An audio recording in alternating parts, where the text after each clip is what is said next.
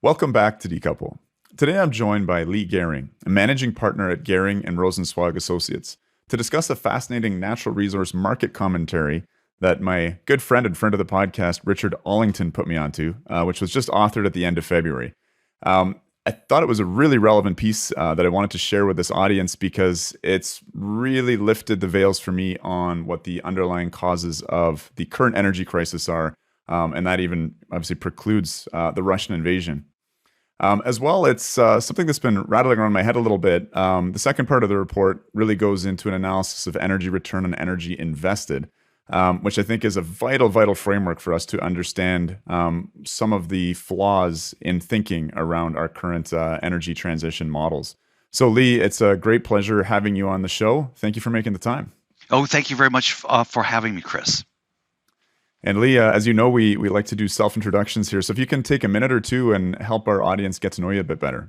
Okay, my name is Leigh Goehring, and I am one half of uh, of the the, the named person that runs the firm Goehring and Rozencwajg Associates, which is a firm that's dedicated to researching and investing in global commodity and natural resource markets. We are an SEC registered advisor.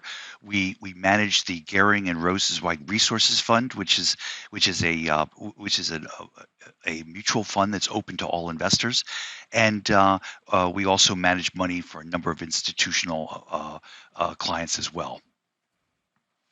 And how about a little bit more about yourself? I think your dad was in the energy business, I heard, and we had a previous conversation where you had some interesting anecdotes about some dinner time conversations you used to have as a kid. Yeah, it's interesting.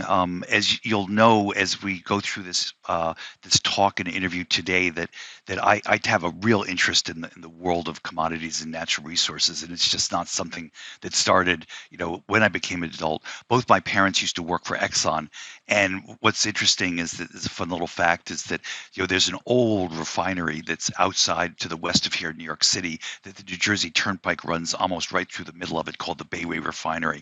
And my parents met there back in the middle of World War II, when my father was working in the refinery as an aviation fuel specialist, and that's how they met. So obviously the uh, world of oil and gas is integral to my even being here today. But as I was mentioning to Chris the other day when we were talking, is that the subject of oil and gas and commodities in general are always tabletop top conversations when I was growing up. And this is a true story. My father actually used to lecture my brother and me back in the mid 1960s. He said, "Sons, we're burning a lot of hydrocarbons. We're putting a lot of CO2 in the atmosphere, and someday that might be a problem."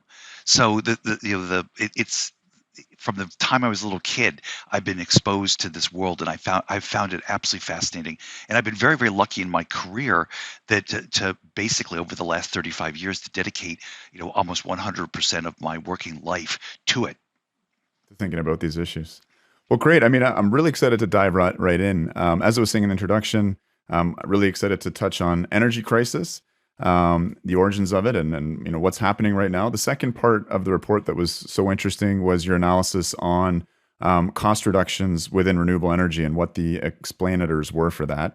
And lastly, diving into this real kind of historical analysis of the energy return on energy invested framework as a way to understand human progress and potentially human regress in the future. So why don't we dive right on in and start with what's going on? Your best explanation for the current energy crisis that we're facing at this moment.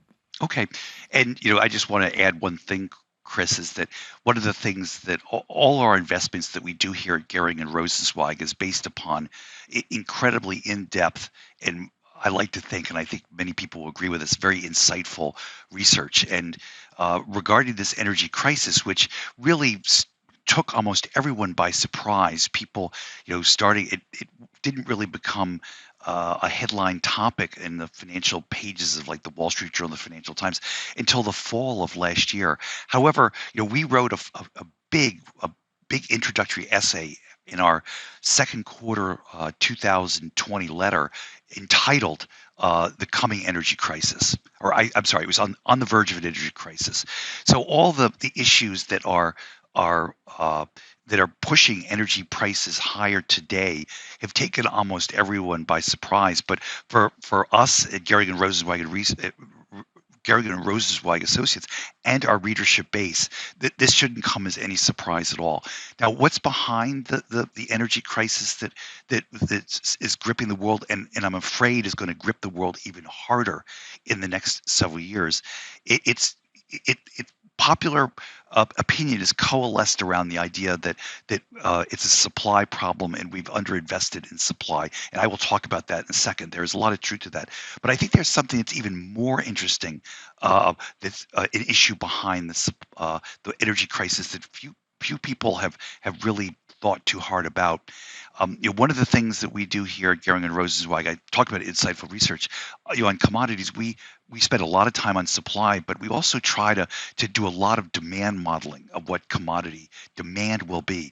And most people shunt that aside because it's harder than supply modeling. Supplies, you talk to companies, you read consultant reports, you talk to a lot of people. You say, what are all the new projects? And you can come up with a pretty good idea of what supply will be.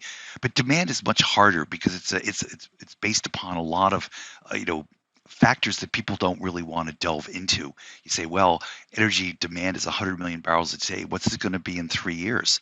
And people just sort of shrug their shoulders and go with the consensus opinion. But we actually really delve down into the issues that try to drive supply. And we've been banging the table. Yep. I Chris, had I'm an sorry. interesting conversation with a kind of green friend of mine, and he was saying in 2020 when oil prices went negative, he said we were talking about peak oil in terms of supply in the early 2000s, but his thesis was we were hitting peak demand, and with the explosion of battery electric vehicles and other changes that we were going to see just demand melt away, and that we were seeing we were heading towards the end of oil. And I thought it seemed very naive at the time. I didn't have the kind of analytics that I think that you're driving upon, but Yeah, this is holding true for me, echoing for me. yeah, and Chris, this is so important because you're exactly right. Most people believe, consensus opinion believe that 2019 was the peak in global oil demand, and that by 2030 we might be down 5 to 7 million barrels a day off the 2019 peak. We strongly disagreed with this, and we've been pounding the table on this for the last decade because this is a trend that's been in place a long time. And what it's being driven by, this trend, this demand trend, which people don't really appreciate. And I should point out that even big consulting firms like the International Energy Agency, they have underestimated demand continually since 2010. This is hard to believe, but by almost 1 million barrels per day per year, every year. And that demand estimation is coming from the way they're modeling demand in the emerging market world. Now, one of the things about emerging market world oil demand, energy demand, and it's slightly different for like electricity and for natural gas. We'll talk about that too. Is that as a country passes through this $2,000 per capita GDP level, where basically you're a poor country, to the point where you become a higher middle income country, which would be $15,000 of per capita GDP. It turns out that your oil consumption during that period rapidly accelerates. And the reasons aren't hard to fathom. I mean, when you're $2,000 per capita GDP, everyone rides around on bicycles, and then you go from bicycles to mopeds, to motorcycles, to Toyotas, and then when you actually pass through $15,000 of per capita GDP, there's a lot of people riding around in Mercedes and BMWs, and each one of those steps ups in transportation preferences requires more and more energy. And so what's so interesting about that is that, and we've done all this research on this, is that $2,000 to $15,000 per capita GDP notch, where an oil consumption really accelerates, that notch contained between 1960 and 2000, it contained somewhere between 500 million to 750 million people per year on average. And then what happened in 2000 is that, primarily because of the introduction of China to that club, that it jumped from 750 million to basically well over 2.5 billion. And since then, you've had the additions of countries like the Philippines, Vietnam, Indonesia, Malaysia's been in it for a while, Thailand, and now well, this is very, very important, which people don't understand. You are getting an introduction to a new club member right today, and that is India. And uh, India is exhibiting, and we've written. I love India. I've traveled all over it. I think it's a fascinating place, and we believe that India has a very high probability to repeat a lot of the commodity acceleration that China experienced between 2000 and to today, which is still going on today. And so, India's got 1.3 billion people, just like China has. So you've got all these people in their period of rapid acceleration of oil demand, and it's now over 4 billion people. Never before have so many people been in this period. So if you think that 2019 is going to be the peak in global oil demand, you're living on the wrong planet. And we're already seeing it. The IEA last year in 2021 demand estimate, which they had to revise in their January report, revised it up by almost 1 million barrels a day. It's the largest single revision they've ever completed. And so the thing is that um, uh, those are the underlying factors that are driving oil demand now. And my gut feel is that when we finally get through all the final revisions, we're going to find that 2022 oil demand is going to be close to 2.5 to 3 million barrels above the 2019 peak. And so you have very, very strong demand. And we've made our upstream investment choices in the oil business based upon the 2019 was going to be the peak, and it's not. And so we've radically underinvested relative to that demand, and that's where we are today. We've got way too much demand, and we have not made enough investment in the supply, upstream supply, and this is bringing about a global energy crisis. And the investment cycle in energy is just that. It's a cycle. In your report, exploration and production spending, I think, peaked in 2014. Prices were still fairly high then, 140 billion. They're down to 30 billion in 2020. So is it fair to say that it's mostly ESG pressures that are suppressing that investment in traditional fuels? I mean, certainly there's been an explosion in spending in the renewables sector. But let's talk a little bit about the supply side now. Yeah. Now, supply side is very interesting because there's as you brought up, Chris, you're exactly right. CapEx is still, even with $100 oil price today, CapEx levels are below 50% where they were back in 2014. What's behind that?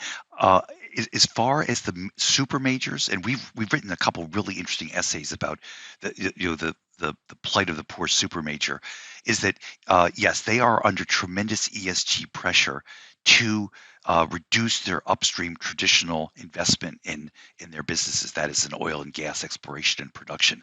And you see it where ExxonMobil, basically a shareholder group that owned 0.02% of the stock, that claimed to be green, which I don't understand. We can talk about that at all. I think that many of the things that they're proposing are I would say are incredibly anti-green.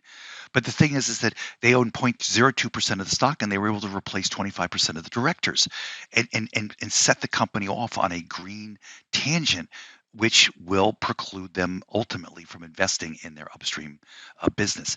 Royal Dutch Shell, first they're hit with a decision by a Dutch court that they are going to be extremely chastised and I believe fined because they're not adhering to the Paris Climate Accords. If that's not bad enough, then what happens is they get attacked by an activist shareholder who wants to break the company up and stop, spin off the traditional upstream business and stop investing in it. And now you have companies like Chevron, which have not been attacked directly yet, have only been indirectly attacked.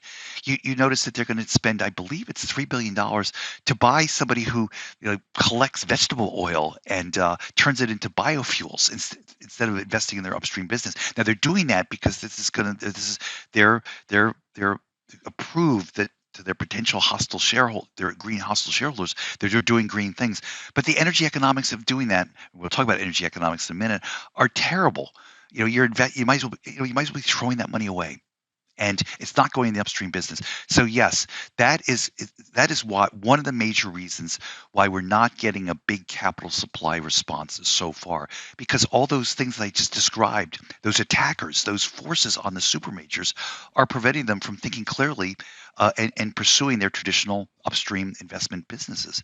Now, I I want to say guess one I thing. guess we're gonna yeah I guess we're gonna see like we've sort of been living through some easy times in the last 10 years. In your report, you say that energy has not been this inexpensive for something like 150 years. Capital hasn't been this expensive. I think you make the assertion in 4,000 years, and it's been a time of a lot of climate concern. But it strikes me that climate concern and action is quite easy to do in a world where there's plentiful energy and cheap capital about. And it's going to be really interesting to see the impacts that the energy crisis, that soaring prices will have on those kind of climate decisions. And we're already seeing major investments, I think, starting, especially with the Russian aggression now in Ukraine, in traditional fossil fuels. We're seeing Biden, begging Venezuela and Iran to up production. I think the rubber's really about to meet the road here in an interesting way, compared to these kind of this easy street of the last 10 years. Yeah, and I want to, before we go uh, into like especially the renewables things, and because that's very very important. But I want to make one further point on supply, which I think people are really missing. But it does tie in, Chris, what you were saying with cheap capital. Um, Over the last 10 years, from say 2010 to 2020, is that 90% of all the growth in global oil supply has come from one source, and that's been the U.S. shales. And the whole shale revolution here in the United States has been, it's classically American. It was a bunch of people sitting around saying, "Oh my God, we have all these hydrocarbons trapped in this rock that has zero permeability, zero. How in the world do we get it out? We know it's there, but we've never been able to figure out getting it out." And so what did they do? They got it out. The shale revolution started in natural gas back in the early 2000s. And then by 2010, it had really started to spread to the shale oils. First in the Bakken, then the Eagle Ford, and then the Permian, and then in the DJ Basin as well. And so that shale revolution basically produced 90% of all non-OPEC and total global oil supply growth over the last 10 years. And we do a lot of modeling on the shales, intense modeling using a neural network that tries to tell us where is shale productivity coming from? Can it continue in the future? What is behind shale productivity?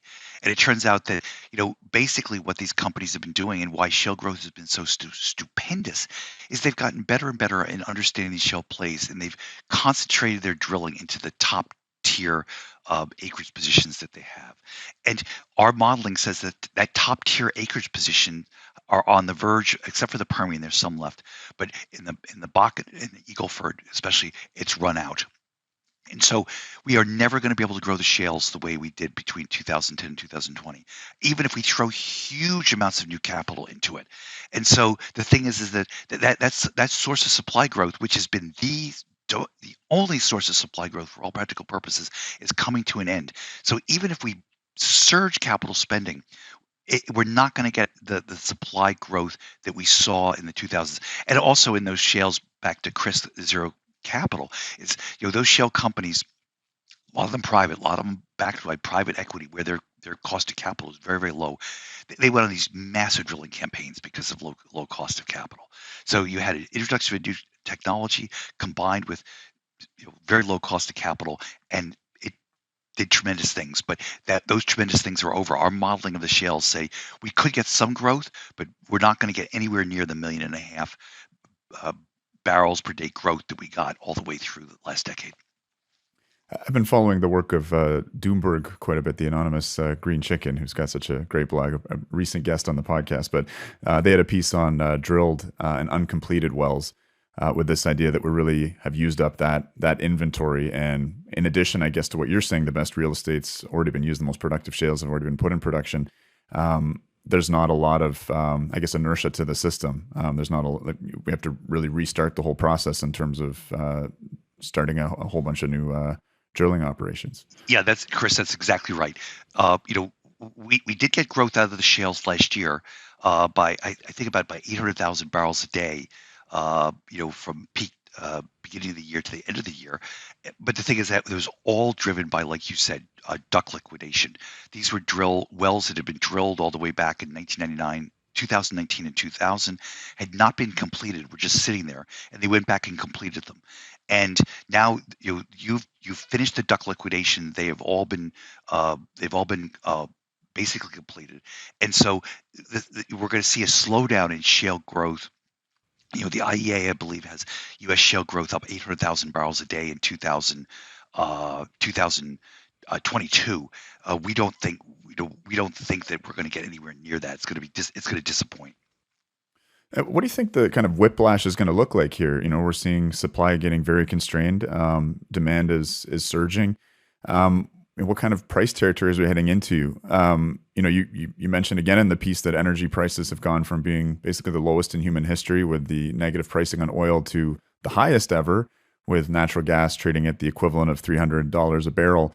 What's your forecast looking forward over the next year or two?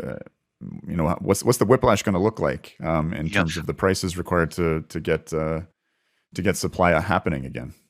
Well, the whiplash is going to be pretty severe, and we were writing about this phenomenon that's going to grip the global oil market, and I believe it's beginning to grip the oil market today. Now it's being pulled forward by all the Russian problems, but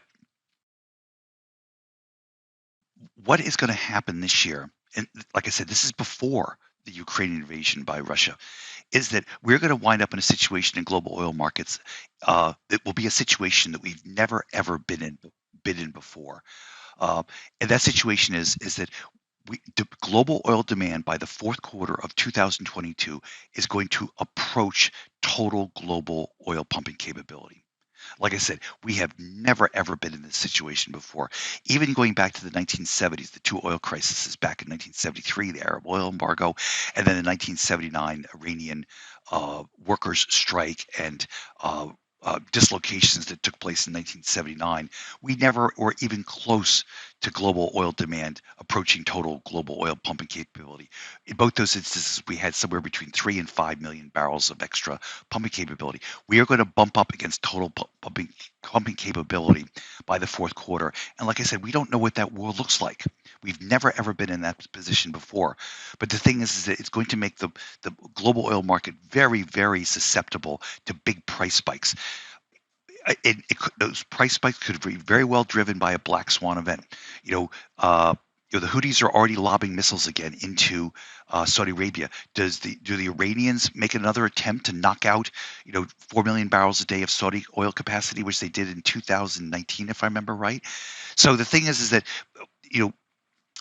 just based upon fundamentals, pre-Russian fundamentals, where we're in a very strange situation, which people don't understand. For example, again, before Russia, in the first 2 months of 2022, we are still drawing inventories big time in global oil markets. Inventories should be building during this time period. And you could say, what are the reasons why? I think it's because of strength of demand and disappointments in supply. But the thing is that we're drawing down inventories. So when inventories are now getting to be dangerously low before all the Russian problems. So given our demand modeling, that's going to continue to get worse. So do we spike oil up to 200? It's a realm of possibility. In terms of sort of the current ESG investor thesis, I mean, some people are looking towards these high fossil fuel prices and saying, hey, this is going to be a de facto carbon tax. This is actually going to be really good for the energy transition. Now's the time to build more wind and solar and accelerate this transition.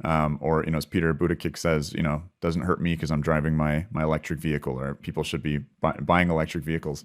Let's I guess move into that thesis and explore a little bit the historic spending that we've seen in the renewables sector, the wind and solar sector in the last few years, which you're calling a malinvestment on par with the subprime mortgage crisis. I want to look into sort of the thought process of the people that hold this ESG thesis on investing in renewable energy. Can you kind of give us your best summary of their argument?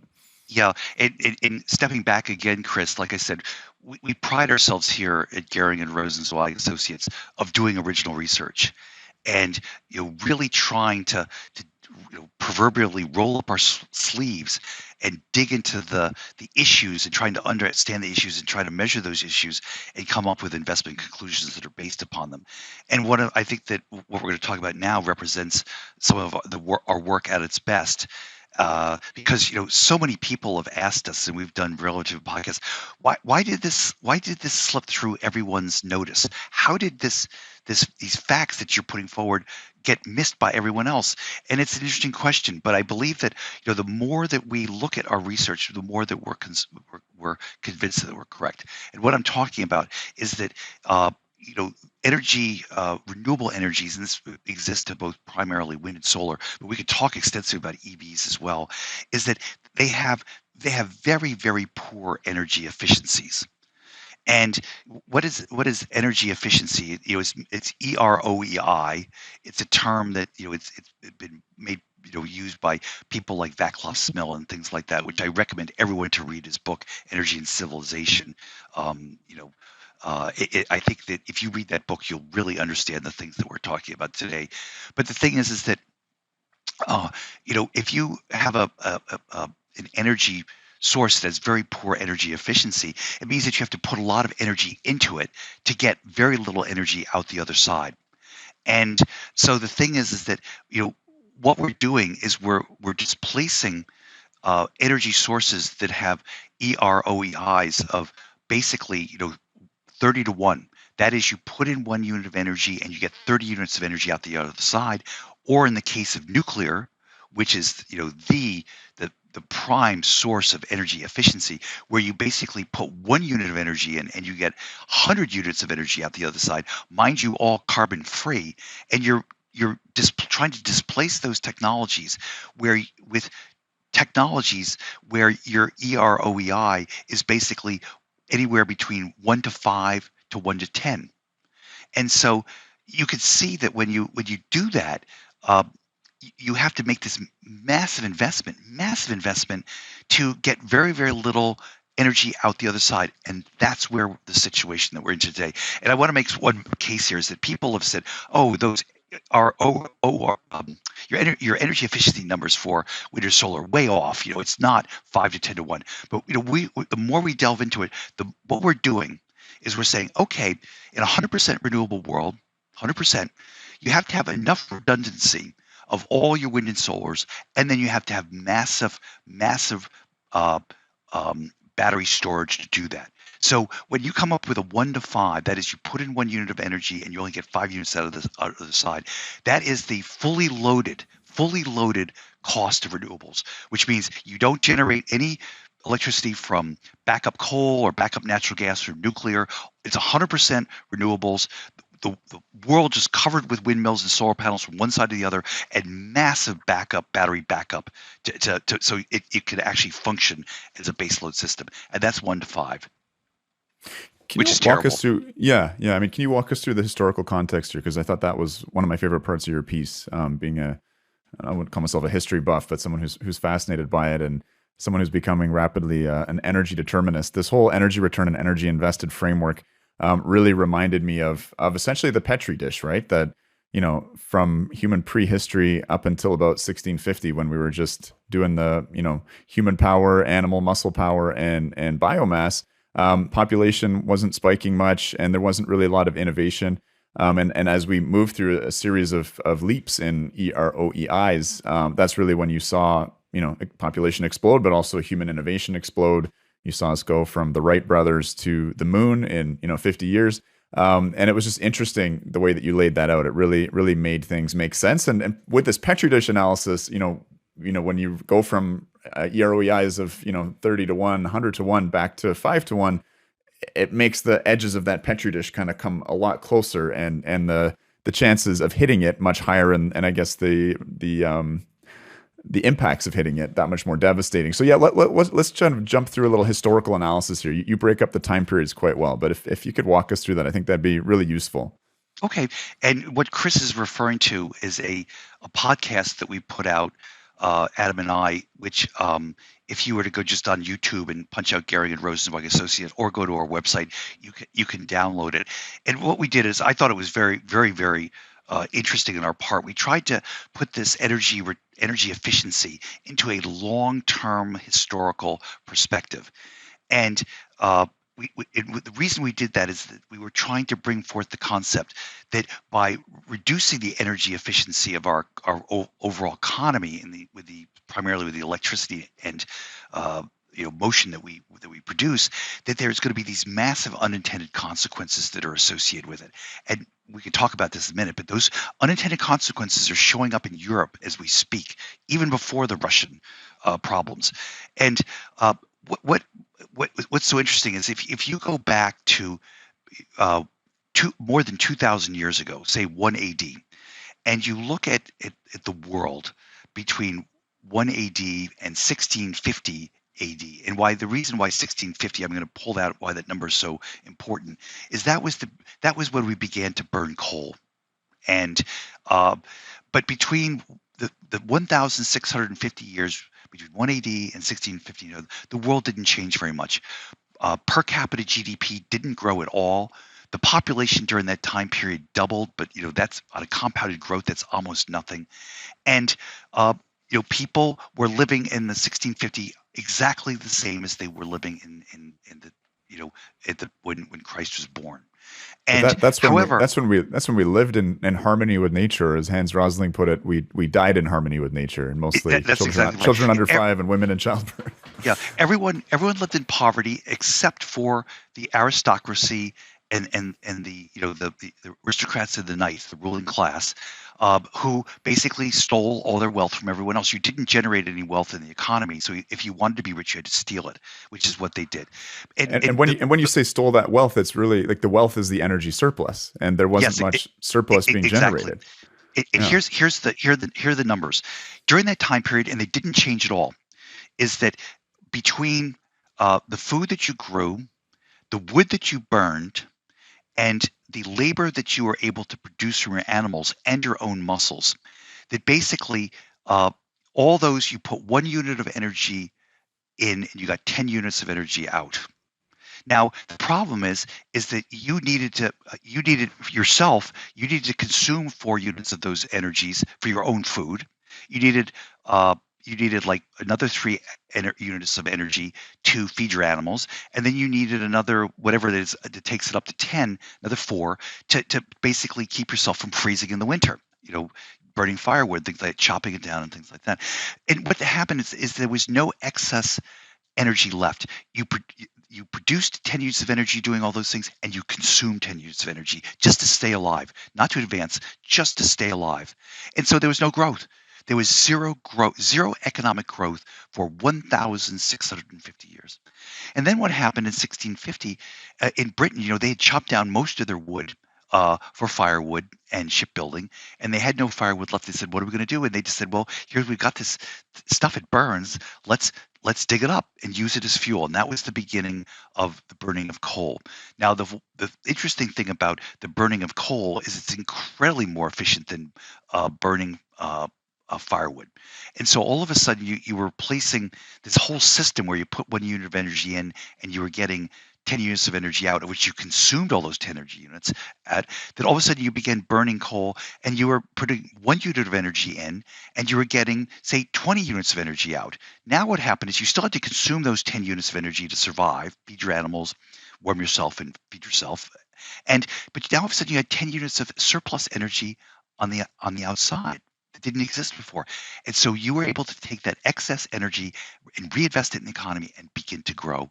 And so what happened between 1650 and 1900, the global economy grew by like 4 to 5 times. Population grew 4 to 5 times. The world began to experience growth for the first time ever. And then what happened is we discovered oil and natural gas. Oil was discovered in 1858 by Colonel Drake and simultaneously by the Rothschilds uh, in Baku, and all of a sudden we had another big surge in energy efficiency as we learned to burn those fossil fuels, and we went from basically, 1 to 20 to basically to an economy of 1 to 30. Well, now we have 20 units of surplus energy to reinvest the economy, and and that produced the massive industrial revolution and the world that we live in today. Like you said, Chris, we're sending people to the moon, we're flying, the Wright brothers. This has all happened because of the surplus energy that was associated with the burning of fossil fuels, hydrocarbons. And the problem is that, okay, so if we're right that going back to a renewable world where we're putting in 1 unit of energy in and getting 30 units of energy out, to a world where we're putting 1 unit of energy in and we're only getting 10 units of energy out, we're back to where we were back pre-1650. We can't grow. We cannot grow. We're all going to get poorer. And now here's an interesting thing to ponder. There was a Bloomberg news article about Germany. You know what the Germans are doing now? Now this is like a Bayesian data fact that would confirm what we're writing about. Wood burning use in Germany is skyrocketing. People are beginning to burn their homes or heat their homes with wood. Well, that's what happens when you go back to an energy efficiency world where you put in 1 unit and you get 10 units of energy. All of a sudden, wood becomes competitive. And mind you, coal becomes super competitive as well. Yeah, our Decouple Studios host, Jesse Freeston, just did a tour of the house of, I think it's Hans Josef Fell. He's one of the architects of the feed-in tariff, and a real champion of renewable energy in Germany. And during they call it the Dunkelflaute.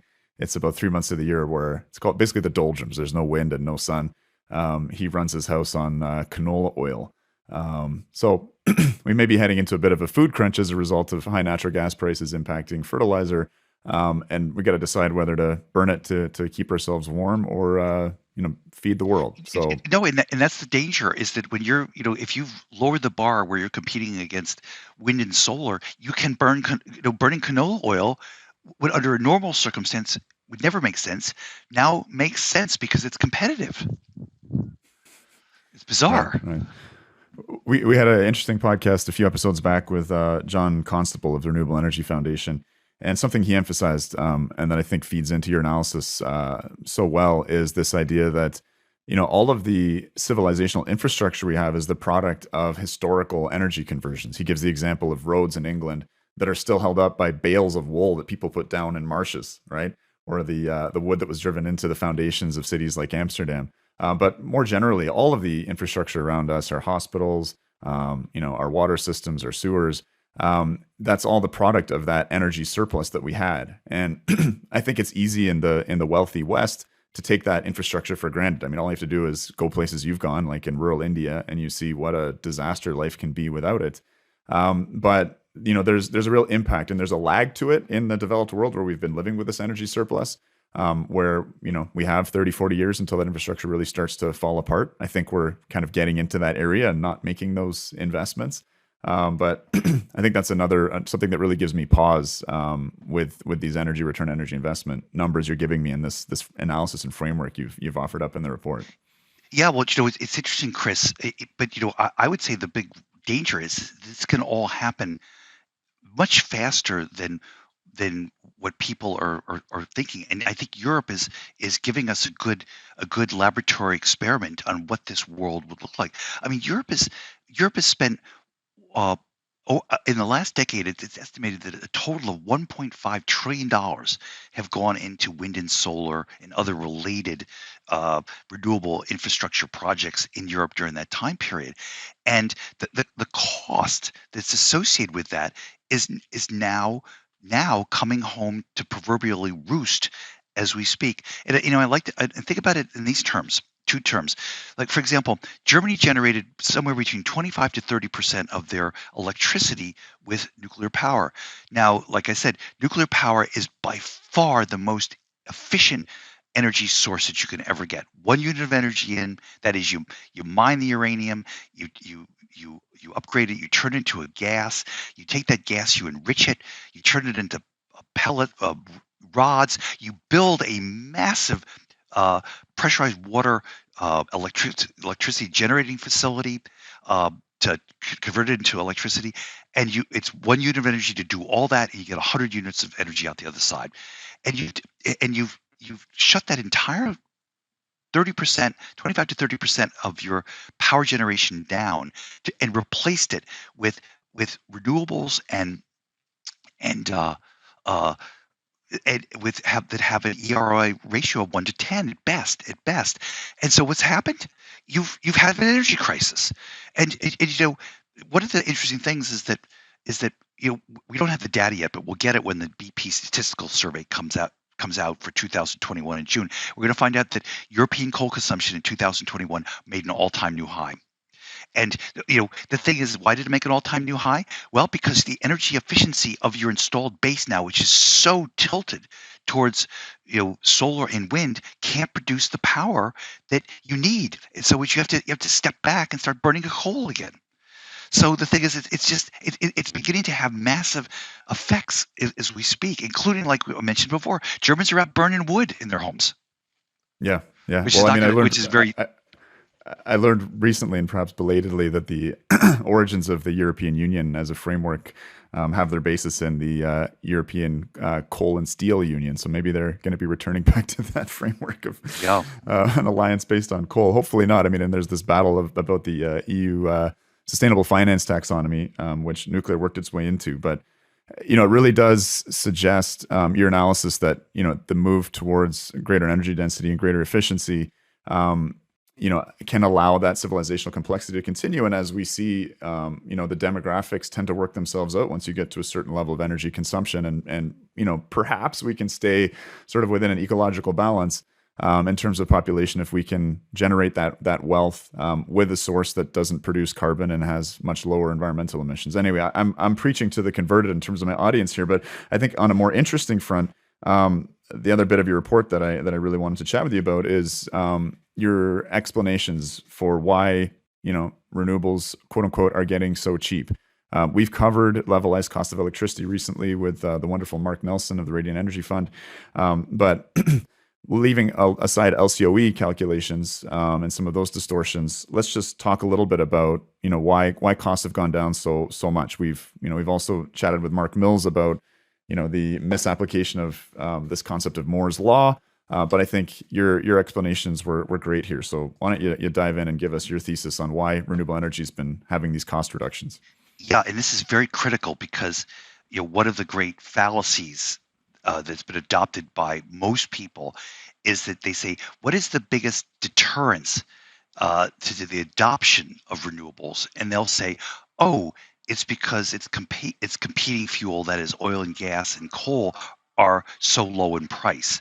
So that when those prices rise, then all of a sudden renewables, which are proverbially out of the money, from an economic standpoint, they don't make sense, that they will go into the money. They will be able to become economically competitive with hydrocarbons, and that isn't true.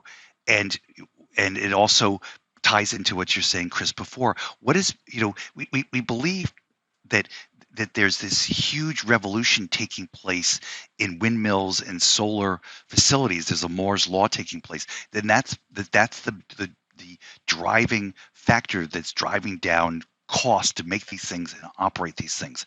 And we would say, no, that has very little to do with it. It's just the fact that what is by far the largest input into a wind or solar farm? It's energy, which is represented in its poor EROEI. And so the thing is that if your energy cost and your capital cost go down, that explains something like 80, in our analysis, 80% of the reduction in the cost to build and operate both wind and solar farms. And so it's not been a Moore's law that's embedded in all this thing. It's just lower energy costs combined with very low capital cost. Now what happens if energy costs and capital costs go up? That most of those gains that have been experienced over the last decade are all wiped out. And again, solar and wind power cannot be pushed into the money relative to hydrocarbons. Their uncompetitiveness which is embedded in them, they will stay uncompetitive. and they'll never be pushed into the money. This is something that's very interesting because, when we have whisperings of nuclear renaissance, or when ends up really getting built and succeeding, it's at times of historically high fossil fuel prices, right? I mean, the OPEC crisis, early 2000s, with fears about peak oil in terms of supply. And now with the most recent energy crisis, there's a real pivot. A lot of countries are waking up, reversing their nuclear phase-out programs. France, South Korea, the UK with its with its regulated asset-based changes. We really see that shift, and it's going to be interesting to see what happens to renewable energy. I think in the report, and I've heard elsewhere that polysilicon prices in China have gone up quite a bit because the price of coal was high, it was scarce, and they decided just to run their factories 3 days a week instead of every day of the week. Are we seeing those kind of patterns already emerging? Oh yes. For example, like the polysilicon price is the most evident. And I should point out that polysilicon prices, I think, are up close to 200% year over year. Now that wasn't supposed to happen. They were supposed to continue to go down and down and down for Moore's law's reasons or some reason that's not clear. Same with battery, like for example, the EV revolution, which is all supposed to take place because we're somehow going to be able to get our battery costs down so low that we're able to push EVs into the money on a competitive basis relative to internal combustion engines. Well, the funny thing is that again, we've done the analysis that something like 80% to 90% of all the cost in battery reduction cost over the last decade is taken place because first is we've gotten much more efficient because we've used our we've made them bigger and be able to fill them up, so we have operational efficiency, but we also have lower energy costs. Your largest input to making a battery is energy. And the thing is that those things have been the driving force behind the reduction in battery costs. And so it turns out that, like, for example, Bloomberg Green Energy, who tracks all this, uh, they were a big believer that 2021 was going to see another big reduction in battery costs, followed into 2022. They've had to reverse themselves. It looks like battery costs now have hooked back up in 2021, and we would be surprised to see them go up in 2022. Again, we'll never be able. A EV will never be competitive with an internal combustion engine because the biggest cost to it is energy, ironically. So there's always some subtlety with the frameworks that we use, with EROEI or looking at energy systems from the perspective of entropy, as John Constable does. But in terms of EROEI, one thing that I felt was missing was, and this was applying this kind of entropy analysis, right, where you have low entropy fuel sources like nuclear, coal, natural gas, and high entropy sources like wind and solar, for instance. But the quality of the energy going into the renewables, I don't have it at my fingertips right now, but I think it's about 400 tons of steel, 20 tons of concrete into the foundation of the turbines. I mean, Václav Smil talks about windmills as almost temples to fossil fuels because of the materials they're made out of, the huge earth moving machines to install them, etc. But we put in, I guess, these low entropy, high quality fuels and energy sources, and we get out a very high entropy and low quality source of energy, namely electrons that are produced at the whims of the weather, often wildly out of cycle with actual demand on the grid. And that of course is bellied by the fact that you can't use a wind turbine to make another wind turbine. So this is this kind of what you're speaking to in terms of this historic misallocation of resources on par with the subprime crisis? And do you think the results are going to be as serious? yeah, and the other way to look at it is just that what you're referring to is energy density. I mean, the energy density of coal, uh, oil and gas, and then the atom, nuclear, they're so dense relative to the the density of the energy you're going to produce from wind and solar. And think of it like this, like a big, the largest scale windmill today will be able to produce in its lifetime the equivalent, I believe, of 1,000 barrels of oil. And you look at a well that's drilled in the Permian Basin, that during its lifetime it's going to produce 10,000 barrels of oil. So at a minimum, and you look at a well in the Permian, it's just this little tiny, you know, square where they've got this pumping jack on it and things like that, and that's it. And yet here's this massive windmill that you're going to need a minimum of 10 of those to equal the amount of energy that's coming out of this tiny well on the ground. And so the thing is that when you start thinking in those terms, then you have to put in so much energy, like you said, the steel for the windmills and things like that, and you bring the boundary back to where, like, mining the copper out of the ground and all that sort of thing, and the energy absorption and intensity to do all that is huge, and people just don't appreciate it. And we've tried to actually measure it, and and that's where our the EROE numbers that we use come from. But again, there's this key difference because people throw that number around. Well, 10 windmills over their lifetime will equal the same amount of energy as the natural gas bill. But the natural gas is produced, it's stored, it's used when needed. It matches demand. Where I live, we've made a large investment in renewable energy, particularly in wind. We have something called the lake effect, which means that our peak demand is during these horribly hot, humid Great Lakes summer heat waves when the wind doesn't move at all. Right. And so we end up producing a lot of wind in the spring and the fall when there's really no demand for it. We either curtail it or export it at rock bottom prices, subsidizing our lovely neighbors to the south. But you know what I mean? It's the energy invested was high quality energy, and the energy produced at times a lot of the time is completely useless. Yeah, and that's behind our Chris. That's behind our what we call our fully loaded, or bring back the boundary of the EROEI of 1 to 5, is that when that wind isn't blowing when you need it, what do? Well, you've either got to build a windmill farm someplace else to generate it, or another solar farm someplace else to generate, and then you have to have enough battery storage backup so that it can be there when you need it. And when you incorporate all that, that's where you get this 1 to 5, 1 to 10 area number, which, as we pointed out before, as a society, we can't live on that because we consume it all ourselves, and there'll be no excess energy for growth whatsoever. So I'm not much of a writer, but I'm working on a piece called "The Renewable Emperor Isn't Wearing Any Clothes." And for those of you familiar with the story, a couple of kind of con artist spinsters come to the emperor's palace and say, who's very fashion obsessed, fashion forward, and they say, we're going to make you this incredible pair of clothes. And people that are kind of dumb and ignorant, they won't even be able to see them. They're going to be that beautiful. And they start weaving these clothes, and the emperor and his courtiers visit, and everyone's sort of taken in by them, and they keep asking for more gold, because this is going to be such a great set of clothes. And of course, we know how the story goes. The emperor ends up, they mind putting them on, and he goes out for a walk. And a little child out in the crowd says, "Daddy, the emperor's not wearing any clothes," and everyone starts to laugh.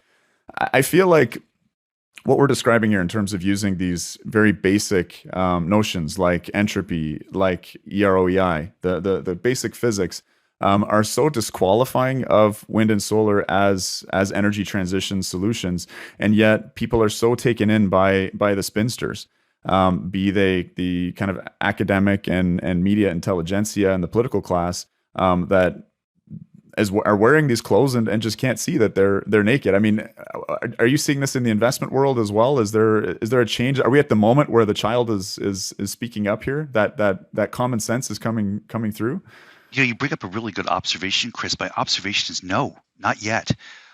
Although I suspect that the energy crisis in Europe has really begun to open people's eyes to the everything that we've talked about today. That possibly the direction of the path that we're walking down today is not the right direction. It's not the way to go. And maybe this will be the thing that will eventually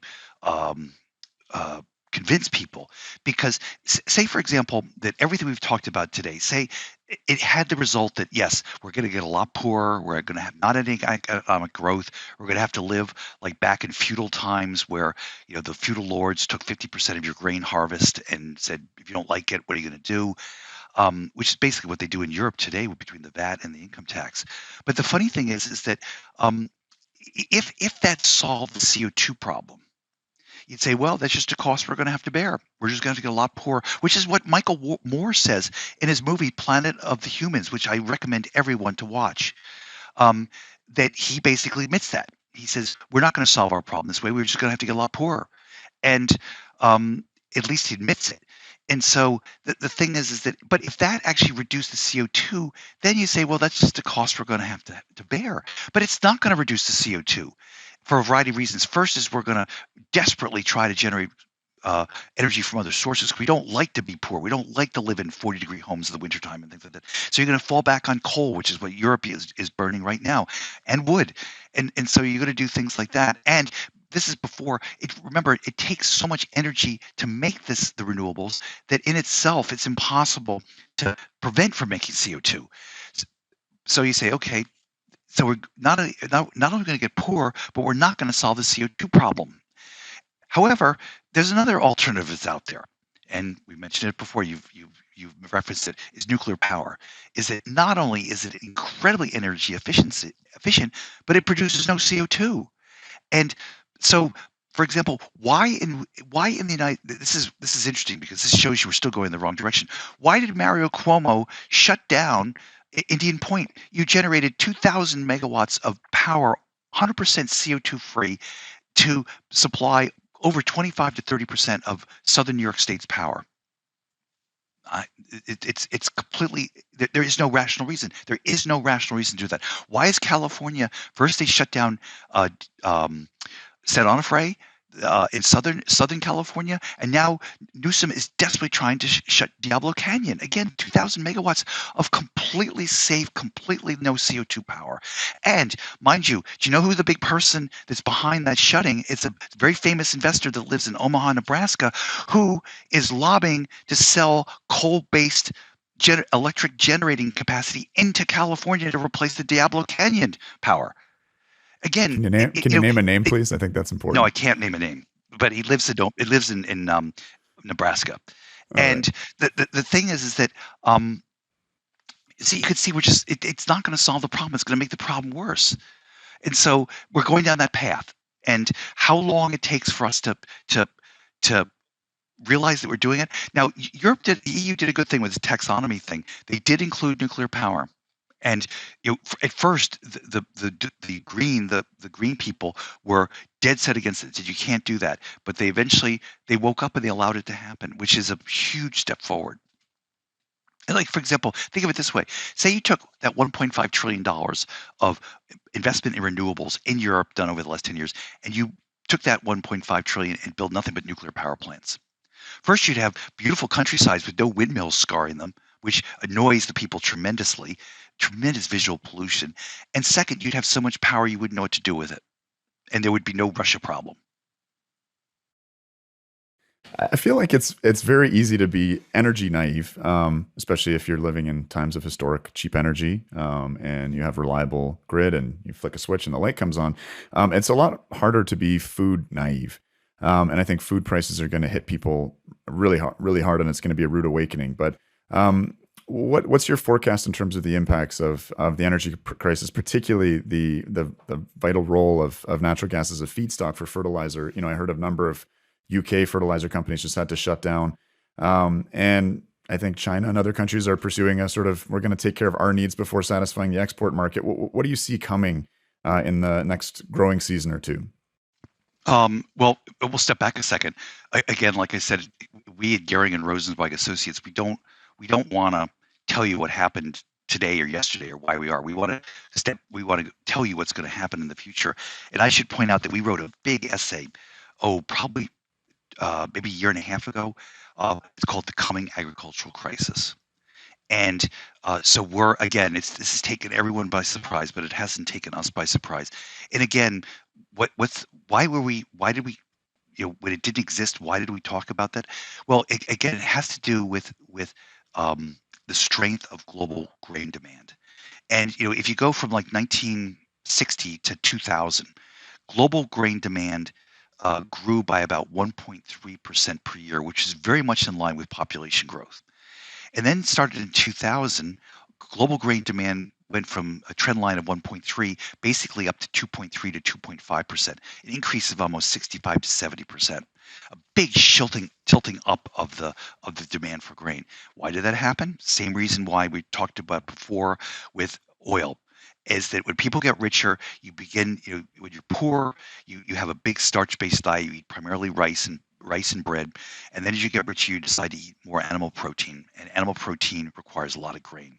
Depending on how you measure it, 1 pound takes somewhere between 3 to 5 pounds of grain to do it. So it requires a lot of grain, and that's what's been going on. So the thing is that we've been able to meet that big tilting up in global grain demand with a string of unbelievably, almost unprecedented good weather over the last 20 years. We've had just year after year of great global growing conditions, interrupted, the big floods in the Midwest '96, the drought in 2011. So, but they've been 1 year events, they've been one off, and it hasn't been disruptive. So global yields have marched steadily higher because of great growing seasons, combined with us crop genetics and the application of more and more fertilizer every year. However, so we said this can't go on. There's going to be some sort of black swan event that happens that we can't really predict that's going to upend this whole thing. We've drawn global grain inventories multiple times to dangerously low levels. We've been bailed out because of good weather, and someday this is going to end. Now it looks like it ends. Now the reason why the high natural gas prices is so important is that, again, the making of fertilizers is incredibly energy intensive. I mean, nitrogen, which is one of the big three nutrients that has to be applied, is basically taking natural gas or its equivalent and turning it into a ammonia, and then in a solid state into urea. And that's all basically taking energy and turning it into fertilizer. And so the thing is, if your energy prices skyrocket, multiple things happen. Like, for example, in China, which is the world's largest nitrogen producer. I mean, basically, I think they nitrogen supplies China supplies something like 60 to 70% of the global seaborne urea market, which is a solid form of nitrogen. And they last fall, when coal prices went skyrocketing, because China makes their urea out of coal. They take the coal, heat it up, produce a syngas, and then reformulate that syngas into a nitrogen-based fertilizer, not even natural gas. It's incredibly energy inefficient. And so the thing is that they curtailed nitrogen production and they banned nitrogen exports because they need it themselves. Russia did the same thing. So, and you've got the multiple nitrogen fertilizer plants in Europe that have shut down because they can't afford to, natural gas prices, even as I speak, are $35 an MCF, where they're $5 here in the United States. You can't afford to you can't get the nitrogen, you can't get the natural gas, and you can't afford it. So we're starting to scrimp on nitrogen fertilizer production big time. Same with phosphate and in potash. Remember, the Russians basically supply 40% of the world potash market. We don't know what's going to happen with that. So you've got this global fertilizer crisis that's come out of nowhere. Now, we've been bullish on fertilizers for a completely different reason. And we're big fertilizer investors. We've done that in the past multiple times. We were bullish on fertilizer prices because we were bullish on grain prices. And when grain prices go up, fertilizer prices go up. Farmers buy more fertilizer all at the same time, maximize their yields, and they deplete inventories and prices go up. That was beginning to happen before all the energy crisis. The energy crisis is just throwing fire onto that proverbial gasoline on the proverbial bonfire. Why is it so important? Well, potash and phosphates can reside in the soil for multiple years. They don't leach out right away. So you can actually reduce your application of potash and phosphate without too much yield impact in the first couple of years. Nitrogen is not that way at all. Nitrogen evaporates out of the soil. It has to be applied every year, and U.S. farmers and Brazilian farmers, many of them apply it twice a year. And so the thing is that if we begin reducing nitrogen applications on a global basis, and there's a lot of evidence that's beginning to happen. They're talking about doing that in Europe. We're going to have a big reduction, a immediate reduction in the 2021 North Hemisphere grain harvest. So the thing is that there'll be corn, wheat, and other grains, not be soybeans because they're legumes that produce their own nitrogen. But the funny thing is that we're going to have a supply reduction, and China had terrible weather last year. Maybe they'll have terrible weather this year, and then you throw on the Ukrainian problem. Remember growing up, we were always told the Ukraine was the world's breadbasket. Breadbasket. Yeah. Yeah, and now there's talk that they're not going to be able to harvest the winter wheat harvest, which is starting to regrow right now, and they may not be able to get a planting season in the summer. We don't know. So there's so many potential supply disruptions. So we are in a full-blown global agricultural crisis, and there's all sorts of things that can happen. And one of the things we have to worry about is food hoarding.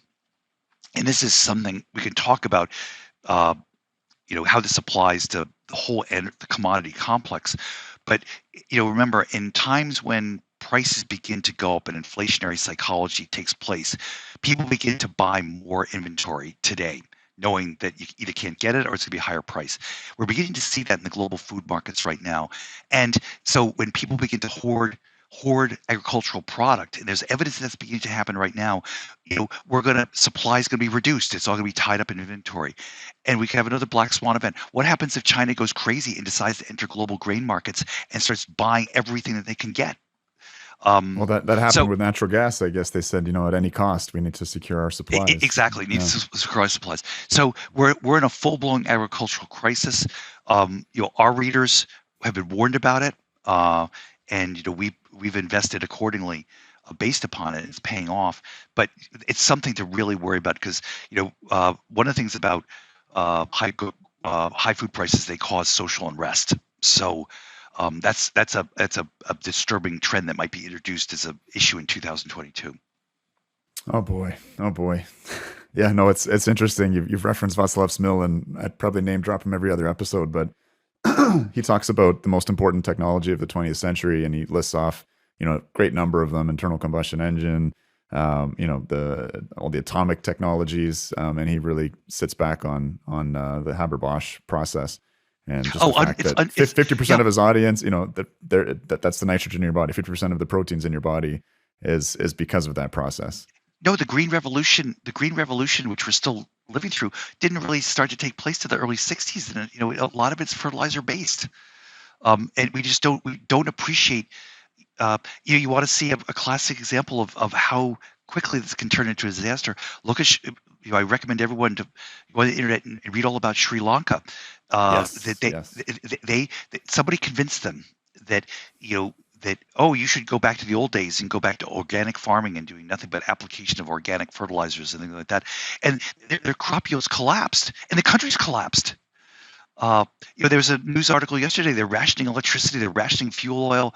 It produces a lot of problem. We completely underestimate,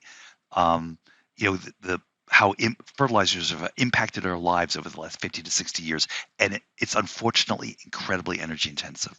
Yeah, we've got a special actually coming up with Saloni Shah of the Breakthrough Institute on Sri Lanka, so we'll be deep diving that.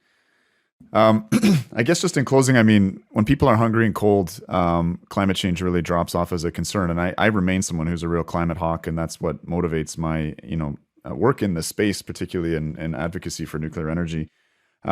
You're forecasting some dark times ahead, and I'm just wanting to try and leave with an iota of hope in my body. And I want to see sort of what are some sources of optimism for you looking forward into the next few years. I know when food and fuel are in crisis, that leaves little room for optimism, but maybe in terms of the response, or I'll just give you a free range there to share some optimism with us. Yeah, I think that many of the things that I've said are unfortunately going to happen. Now the question is, you as a person or as an investor, what do you do? I would say take appropriate measures to protect yourself on the investment side, and you can do it. But you know what? No one has done it. We talked to a huge number of big institutions and sovereign wealth funds and endowments and wealthy family offices, and everyone hears what we say and they shake their heads yes, but they can't make the investment yet. They can't come across the fence and say, here's the money, like invest it in things. I guarantee, like for example, I say to people, I said, let's sit around a table and come back in 2028. And what are we going to say? What did the past decade look like? What adjectives terms we would describe it? And I said, I would say, and there's a good interview with me on Kitco on this subject. I said we'll characterize this decade as a decade of the shortage of everything. And the thing is that we're seeing that right now, everything. Um, and the thing is, everyone's going to be poorer, except for the people that made the investment decisions now to not only protect themselves but to profit by it.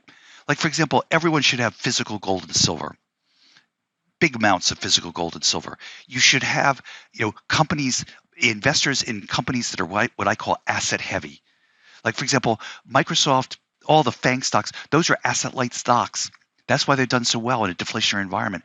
If we go into an inflationary environment and, asset heavy companies, those with big, heavy assets in the ground, oil companies, mining companies, uh, agricultural companies, they will be able to profit by everything that I've talked about today. And we're beginning to see it in the market now. Capital starting to flow into this area. So I say that maybe you can't do anything about it, but you should take appropriate measures to protect yourself. Not only protect yourself, profit by it. If you invested in the things that I just said back in the 1970s, you did much better than inflation, which was a huge problem back then. And so I think you can do that again. And yet no one's doing it.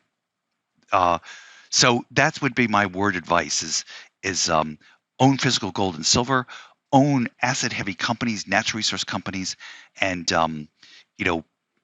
you will, by 2028, we'll sit around that table, and a lot of people will be poor, and the people that are doing what I said will be rich. Or at least will protect themselves. All right, free investment advice for the decouple audience. It's much appreciated, Leigh, and your time and this stellar analysis is appreciated. I'm I'm late to finding your work, so tell the listenership where we can find it and follow your predictions into the future. I'm just fascinated by the field of futurology, and you may not describe yourself as such, but it looks like you've made some very very astute calls in the recent past. We've been doing this a long time, and I've been writing that letter almost continuously for our investors going all the way back to 1997. And it's always had a huge following. And when I started Goehring and Rozencwajg, associates with Adam Rozencwajg, my partner, back in January 1st, 2016, we said, let's put that letter into the public domain. Right. Let it make it available to everyone. I was surprised it was publicly available. It's great advice. Yeah. And so it's just like it always has in the past. It's gained a huge followership, and a lot of the research is in there is good. And I should warn people, we don't always get it right. Looking into the future is incredibly difficult, and we don't get it right all the time. But we do get a lot right. So all you have to do is go on our website, and you can download the letters. They're free to everyone. They're all in there, going all the way back to 2016. And if for anyone's interested in investing, you can invest with us, and there's information on how you do that on the website as well. So. All right, Leigh. We'll leave it there. Thank you again. I look forward to having you and Adam back on the show at some point in the future. Okay, very good, Chris. I enjoyed this immensely, and I hope this is helpful in your effort, and I'm glad to be a part of it.